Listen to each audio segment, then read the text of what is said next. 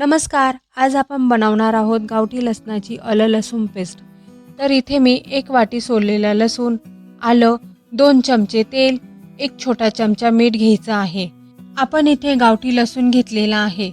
हा आकाराने थोडा लहान असतो, त्यामुळे एक एक पाकळी सोलत बसलो तर आपल्याला खूप वेळ लागेल. म्हणून हा लसूण मी असा हातावर घेऊन जोरात सोडलाय. असं केलं की पाकळ्या पटापटा मोकळ्या होतात आणि आपलं काम पण सोपं होतं. इथं पाकळ्यांसोबत थोडं लसणाचं साल राहिलं तरी चालेल. गावठी सालीतही एक वेगळीच चव असते. त्यानंतर आलं स्वच्छ धुवून कोरडं करून घेऊ. इथे आलं थोडं कमी घ्या, त्यामुळे पेस्टला कडवटपणा येत नाही. आता इथे आपण मिक्सरच्या भांड्यात आलं, लसूण, मीठ आणि तेल टाकून घेऊ. लक्षात ठेवा, पाण्याचा वापर अजिबात करायचा नाही.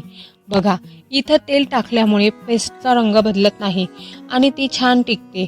ही पेस्ट एका छोट्या कोरड्या काचेच्या बरणीत भरून ठेवा. त्यामुळे आपल्या पेस्टचा वास आणि चव छान टिकून राहते. व्हिडिओ आवडला असेल तर लाईक आणि सबस्क्राईब करायला विसरू नका.